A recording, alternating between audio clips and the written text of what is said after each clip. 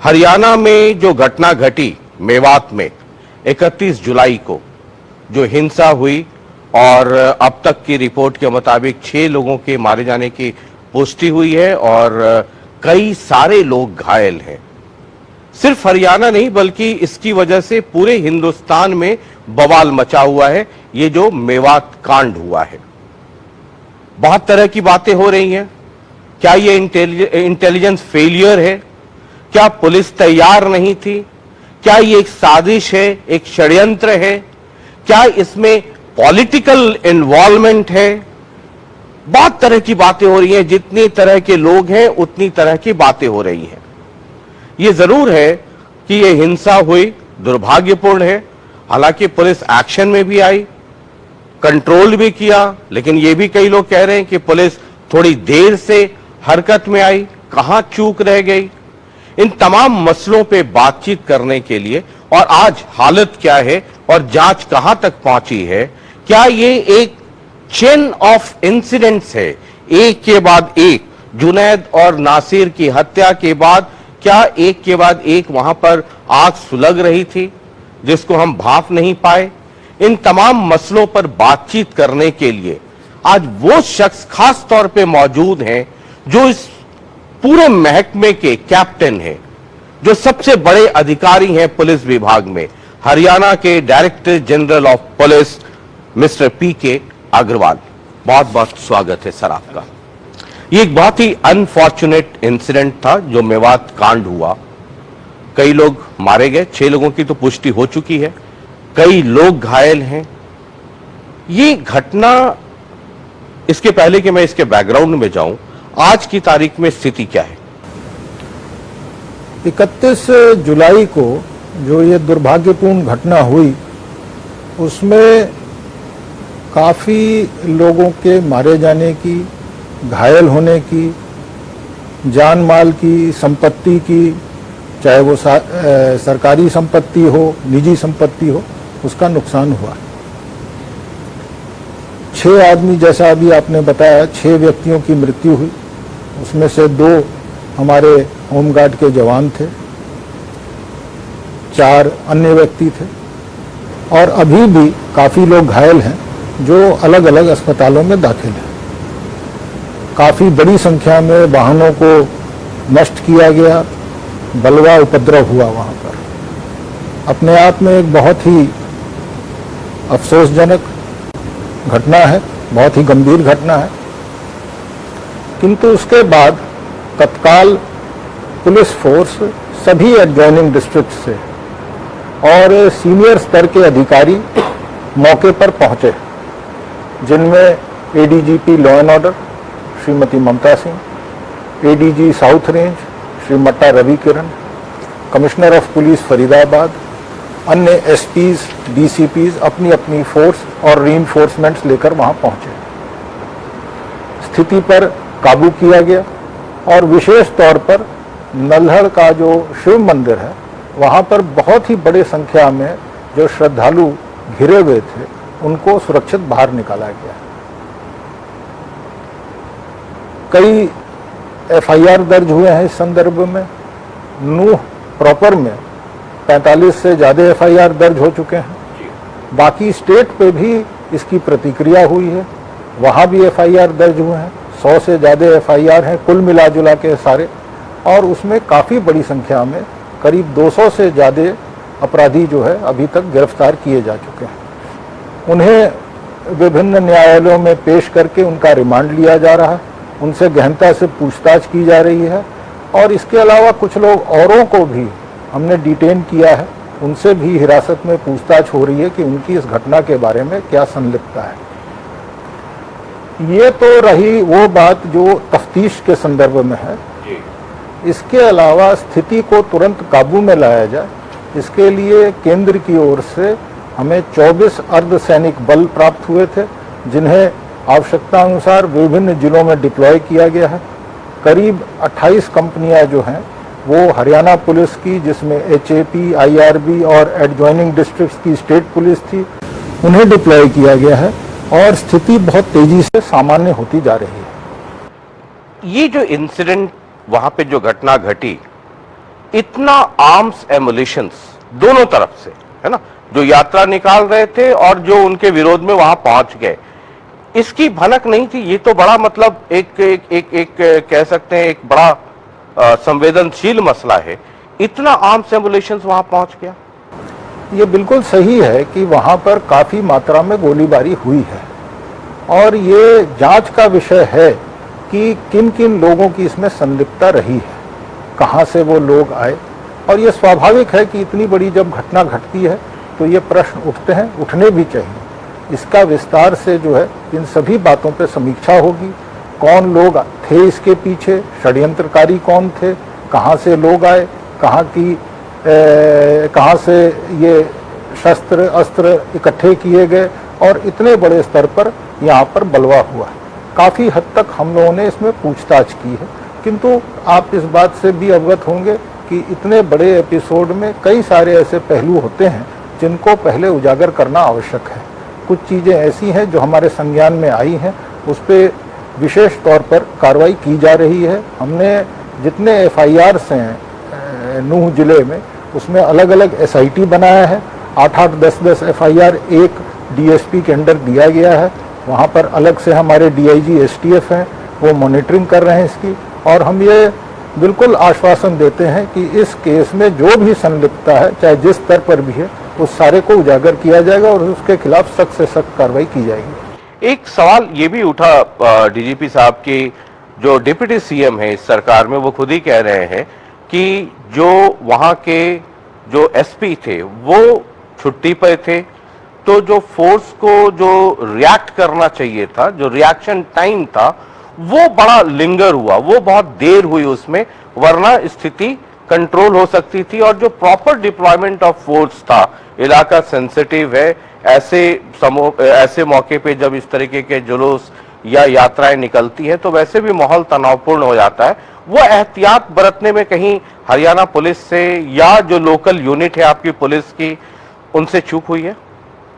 देखिए, वरुण सिंगला जो वहाँ के SP थे वो 22 तारीख को ही लंबी छुट्टी पर जा चुके थे। उस समय तक इस प्रकार की घटना के बारे में कोई सूचना ऐसी नहीं थी कि ये घटना घटेगी और उसके बीच में वो चले गए।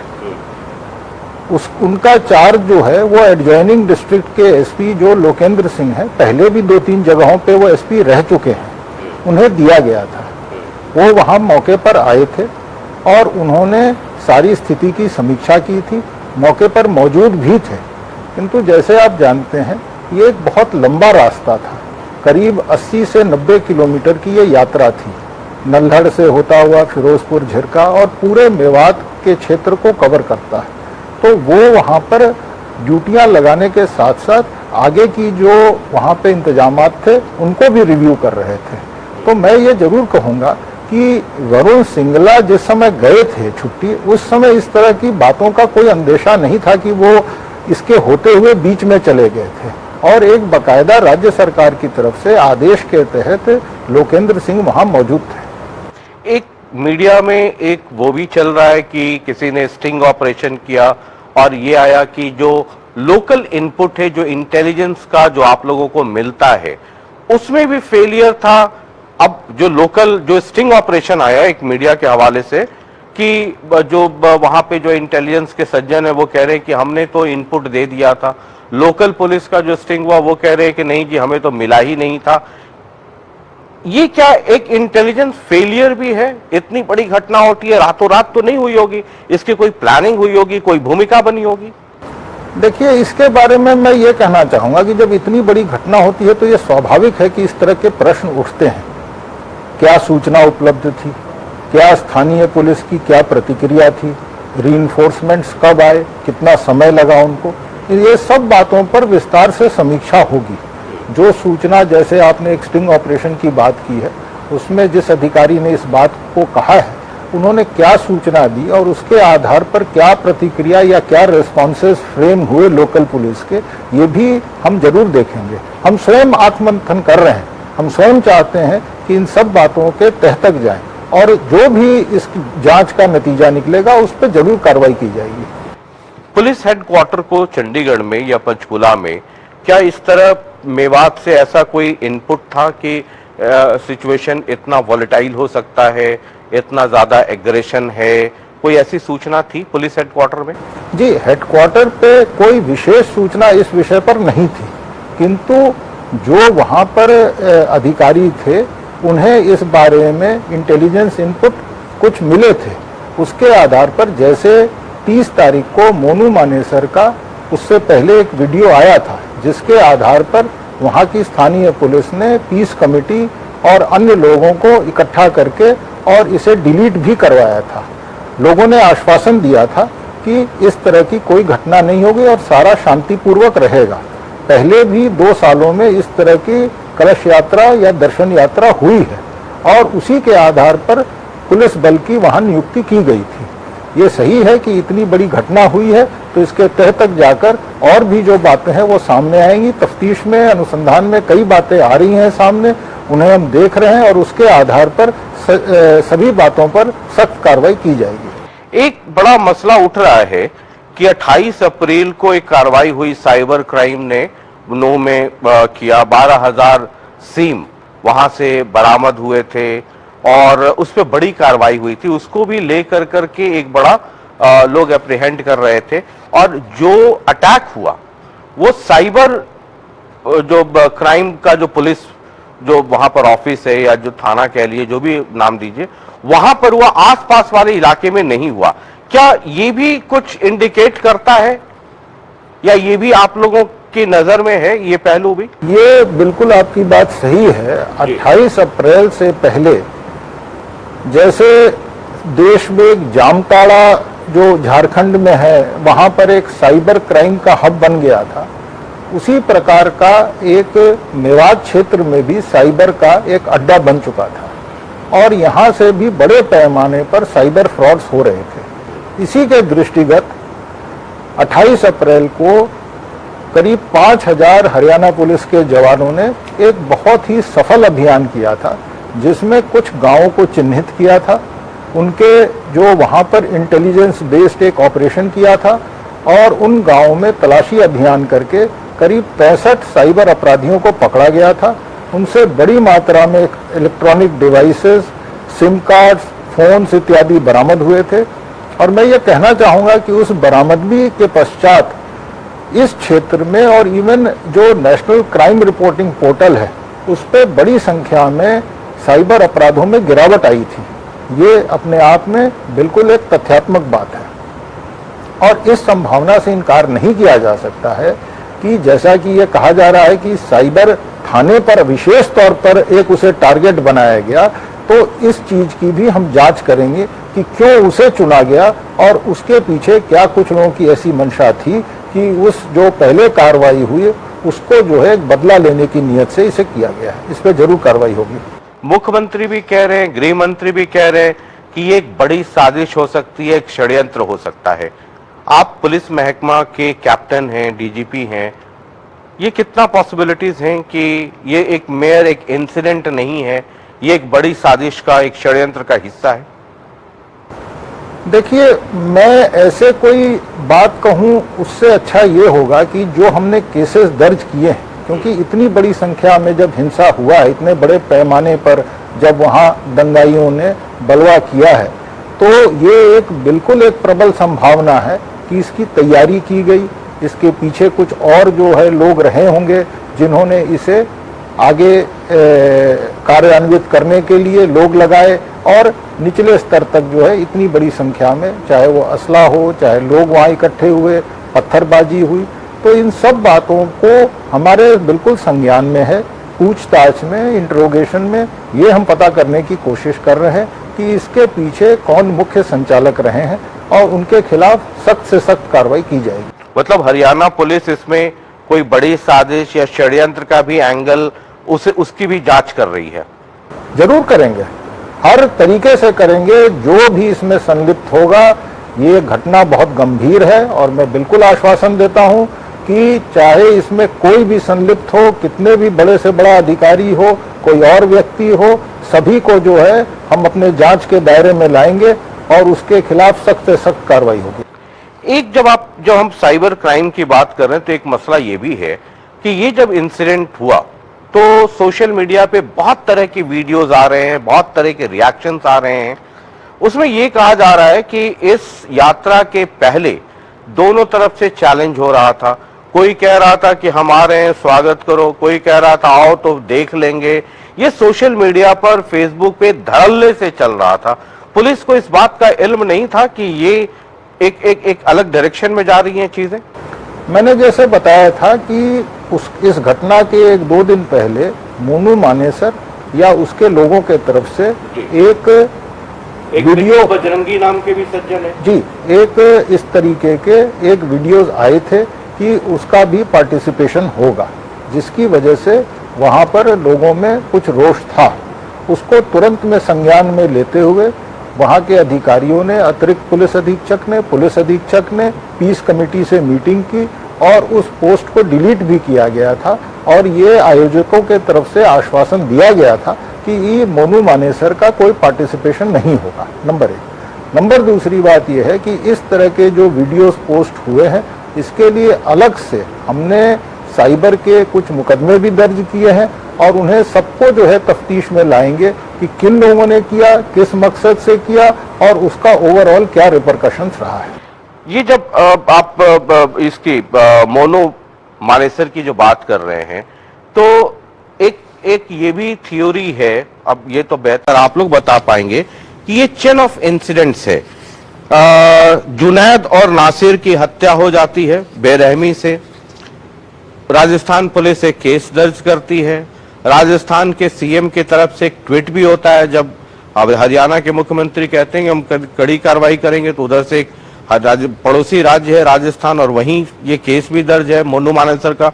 वो कहते हैं कि बात तो करते हैं कड़ी कार्रवाई की, लेकिन जब राजस्थान की पुलिस गई, मोनू मानेसर उसमें कन्विक्टेड है, आरोपी हैं, उनको अरेस्ट करने के लिए या उनसे उस मसले से जुड़े हुए दूसरे लोगों के लिए, तो हरियाणा पुलिस का कोऑपरेशन नहीं हुआ बल्कि और उनके खिलाफ एफआईआर दर्ज हो गया। बताइए ऐसे कैसे सहयोग करेंगे? देखिए, ये मेरे लिए तो खैर ये उचित नहीं होगा कि मैं राजनीतिक कोई टिप्पणी करूं, लेकिन मैं इतना जरूर कहना चाहूँगा कि जब ये घटना घटी थी, जो दुखद घटना पहले थी नासिर और जुनैद की, तो मेरे साथ लगातार पुलिस महानिदेशक राजस्थान संपर्क में थे। जब भी पुलिस आई हमने पूरा सहयोग किया, जो भी जानकारियां हमारे पास थी वो हमने उपलब्ध कराई और तफ्तीश में हमने उन्हें पूरा आश्वासन दिया था कि हरियाणा पुलिस की तरफ से सारा सहयोग होगा। जिस एक प्रकरण की बात कर रहे हैं उसमें जहां तक मेरी जानकारी है, एक जो अभियुक्त था इसमें, उसके घर पर जब राजस्थान पुलिस रेड करने गई तो उसकी पत्नी जो है वो एडवांस स्टेज ऑफ प्रेगनेंसी में थी, जिसकी वजह से, जैसा उनका ये आरोप था कि पुलिस के, राजस्थान पुलिस की रेड की वजह से या उनकी किसी धक्के मुक्के की वजह से उनका जो वो नवजात शिशु था उसकी मृत्यु हो गई। उस संदर्भ में नेशनल कमीशन फॉर वीमेन ने भी इसका संज्ञान लिया था और उसके आधार पर हमने एक अभियोग दर्ज किया था। उसकी तफ्तीश चल रही है, लेकिन हमारी कोई ऐसी मंशा नहीं है कि उसके आधार पर राजस्थान पुलिस के खिलाफ कोई कार्रवाई करें। जैसे ये मोनू मानेसर की उस यात्रा में शामिल होने की बात थी, क्योंकि वो चिंगारी वहां से भड़की है, तो ये हरियाणा पुलिस को ये था कि मोनू मानेसर इधर आ सकता है और वो उससे मामला बिगड़ सकता है। तो आप बता रहे हैं कि पीस कमेटी में बातचीत हुई और फिर उसके नहीं आने की बात हुई। कुछ लोग ये कहते हैं कि वो हरियाणा में रह के ही सोशल मीडिया अकाउंट ऑपरेट करता है, तमाम तरह की बातें हैं। क्या हरियाणा पुलिस ने कभी ये कोशिश की कि इस तरह के जो भी एंटी सोशल एलिमेंट्स हैं या इस तरह के क्रिमिनल एक्टिविटीज में या आपसी भाईचारा बिगाड़ने में जो लोग शामिल हैं, उनके खिलाफ सख्त कार्रवाई की जाए? बिल्कुल सख्त कार्रवाई करेंगे और जो भी लोग इसमें संलिप्त हैं, चाहे वो किसी भी पक्ष के हों, उनके खिलाफ सख्त से सख्त कार्रवाई होगी, ये मैं आश्वासन देता हूँ। जी, सूचना यह है कि बिट्टू बजरंगी और दूसरे लोग हैं, उनके खिलाफ भी मामला दर्ज हो गया है शायद पुलिस की तरफ से? बिल्कुल मामला दर्ज हुआ है। नूह के अलावा अन्य जिलों में भी जहां जहां, चाहे वो किसी भी समुदाय के लोग हों, किसी भी वर्ग के लोग हों, अगर वो कानून अपने हाथ में लेंगे तो उनके खिलाफ सख्त से सख्त कार्रवाई की जाएगी और इसमें किसी भी प्रकार का भेदभाव नहीं किया जाएगा। यहाँ मैं एक बात और कहना चाहूंगा कि हमारा कोई उद्देश्य नहीं है किसी निर्दोष व्यक्ति को फंसाने के लिए। बगैर किसी द्वेष के बगैर किसी पक्षपात के बिल्कुल ही इम्पार्शियल वे में इन्वेस्टिगेशन किया जा रहा है, किया जाएगा। किंतु जो दोषी हैं लोग, उनके खिलाफ तय तक हरियाणा पुलिस जरूर जाएगी और उन्हें न्याय के सामने लाकर खड़ा करेगी। 3 नामों की बहुत चर्चा हो रही है इस पूरे जो मेवात कांड हुआ। एक मामन खान की चर्चा हो रही है जो कांग्रेस के विधायक भी हैं, एक मोनू मानेसर की बात हो रही है, तीसरा बिट्टू बजरंगी की बात हो रही है कि ये जो सोशल मीडिया पे या इधर उधर जो ये एक्सचेंज ऑफ वर्ड्स, हेट्रेट है ना, ये हुआ। तो ये जो 3 लोग हैं, इनके बारे में हरियाणा पुलिस का क्या रवैया है या क्या कार्रवाई हो रही है? मैंने जैसे अभी आपको कहा, चाहे कोई किसी पद पर हो, चाहे कोई किसी संस्था से जुड़ा हुआ हो, किसी संगठन से जुड़ा हुआ हो, अगर इस प्रकरण में, इस सारे अनफॉर्चुनेट इंसिडेंट में अगर उसका रोल, उसकी भूमिका पाई जाएगी तो पुलिस हिचकेगी नहीं, बिल्कुल तह तक जाएगी, सवाल जवाब किए जाएंगे, पूछताछ की जाएगी और साक्ष्यों के आधार पर बिल्कुल न्यायपूर्ण और विधि सम्मत कार्रवाई की जाएगी।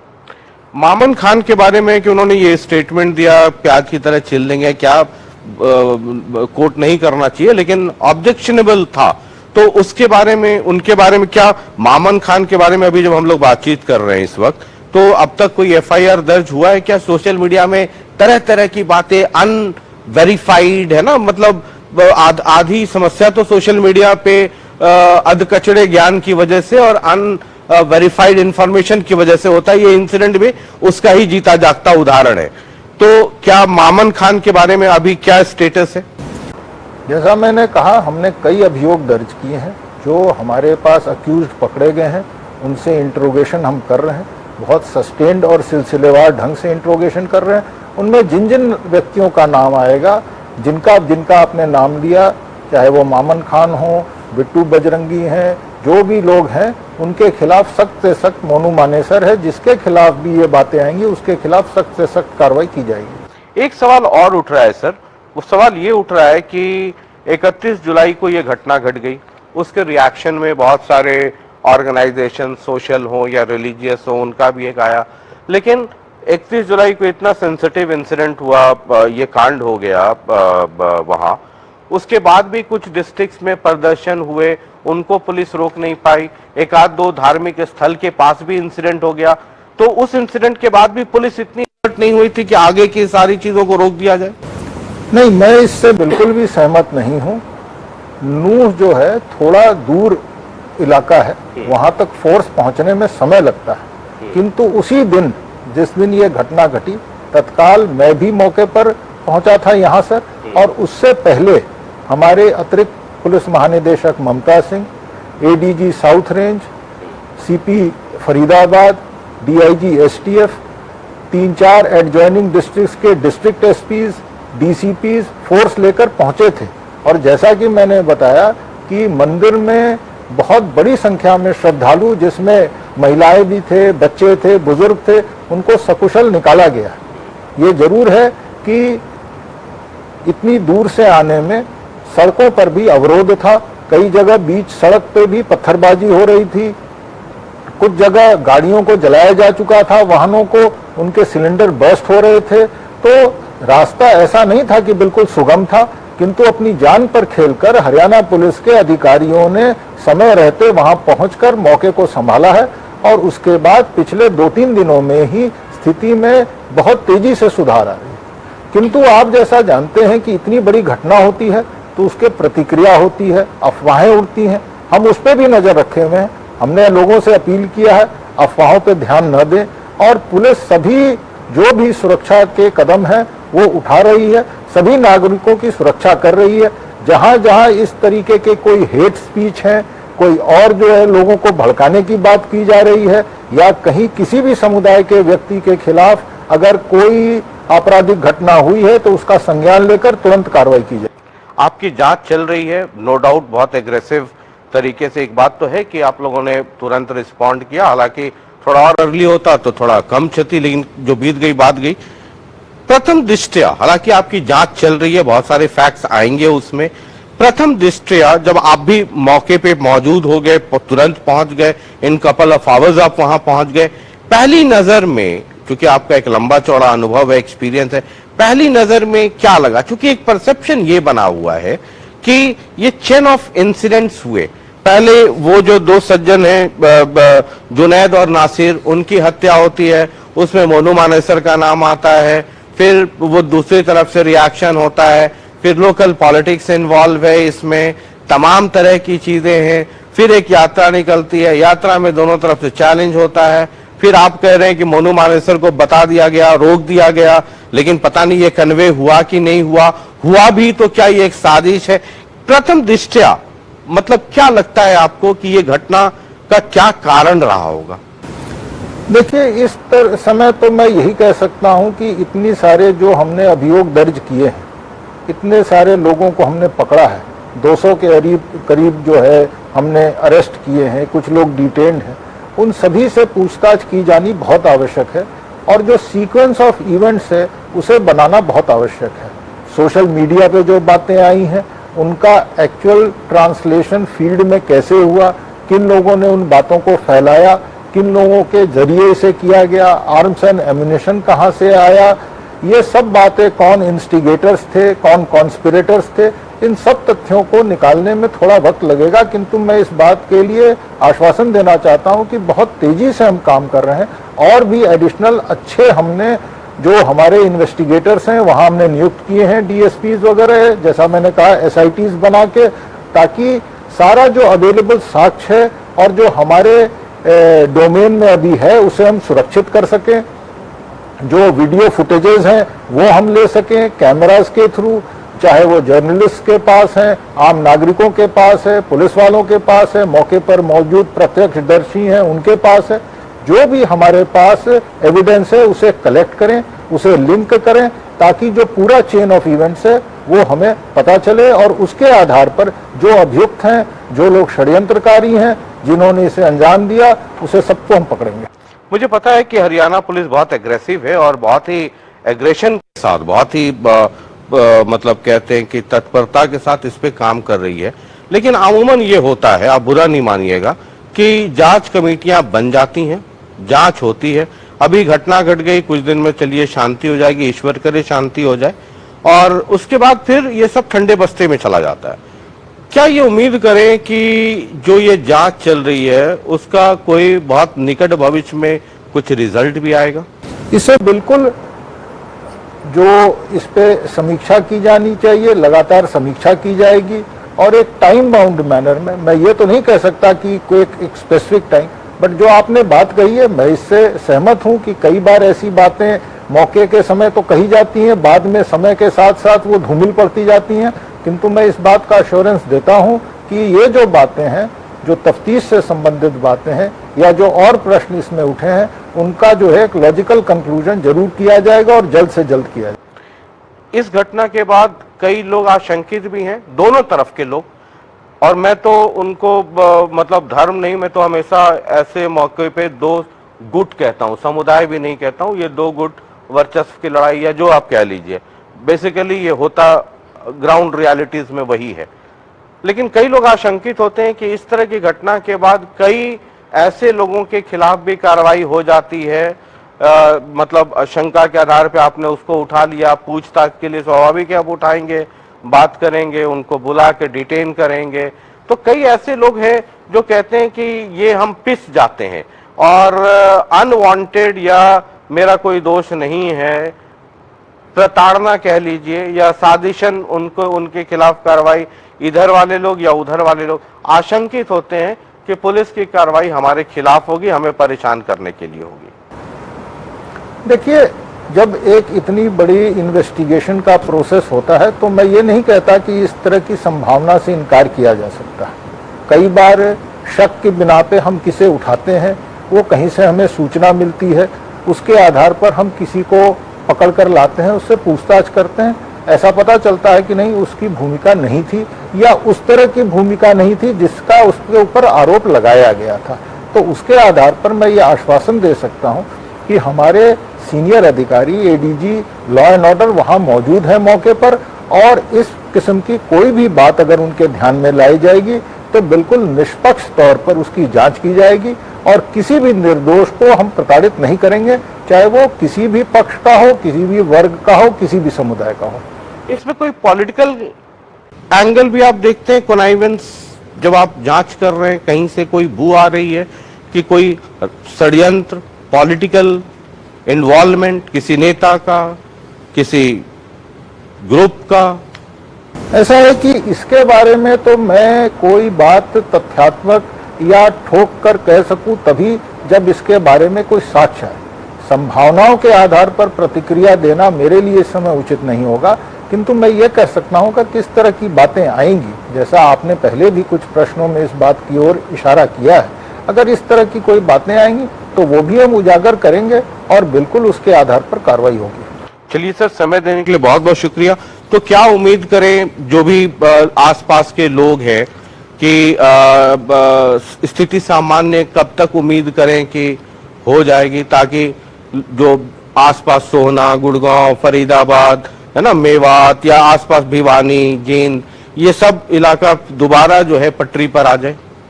देखिए, सबसे पहले तो मैं ये कहना चाहूँगा कि एक बहुत ही दुर्भाग्यपूर्ण घटना है और जिन लोगों के, जिन परिवारों के परिजनों का नुकसान हुआ है, जिनकी मृत्यु हुई है, उसमें हमारे 2 होमगार्ड के भी जवान थे, उन सब के प्रति मैं विनम्र श्रद्धांजलि अर्पित करता हूँ। कईयों का माल असबाब लूटा है, इसमें लूटपाट की घटनाएं हुई हैं, आगजनी की घटनाएं हुई हैं, उन सब के लिए हमें बिल्कुल ही जो है अफसोस है इस चीज़ का। किंतु मैं ये जरूर कहना चाहूँगा कि जब कोई इतनी बड़ी घटना घटती है, सांप्रदायिक द्वेष फैलता है, तो सामाजिक ताना बाना छिन्न भिन्न हो जाता है। उसे वापस रिपेयर करना, पटरी पर लाना जिंदगी को, ये हमारा परम ध्येय है। आज हमने अपनी ओर से maximum police deployment, even non essential duties जो हैं, जो अमूमन हम कई जगहों पर डिप्लॉय करते हैं, मैंने आदेश दे रखे हैं कि उन सभी नॉन एसेंशियल ड्यूटीज से लोगों को बाहर निकालकर फील्ड में लगाएं, ताकि पुलिस प्रेजेंस रहे और लोगों में एक सुरक्षा की भावना हो। और मैं पूर्णतः आश्वासन देता हूं कि हरियाणा पुलिस इसके लिए प्रतिबद्ध है कि हर एक नागरिक को सुरक्षा देगी। एक मैं जरूर कहना चाहूँगा कि एक छोटी सी घटना तुरंत में एक चिंगारी का काम कर जाती है। कई बार स्थिति सामान्य हो रही है, जैसे पिछले 3-4 दिनों में धीरे धीरे स्थिति में लगातार सुधार हुआ है और काफी सुधार हुआ है।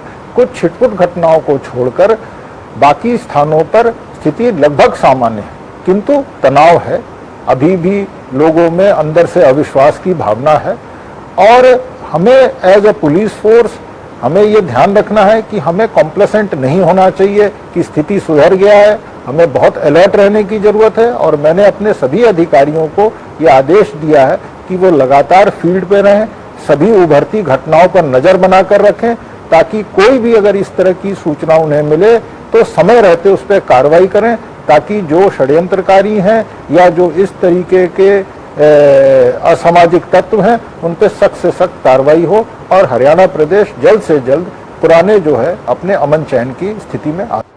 बहुत बहुत शुक्रिया सर, हमसे बातचीत करने के लिए बहुत बहुत शुक्रिया। तो हरियाणा पुलिस के सबसे बड़े अधिकारी हैं director general of police mister PK Agarwal, और ये कह रहे हैं कि कोई भी ऐसा एंगल नहीं है जिसे पुलिस छोड़ेगी तफ्तीश करने में।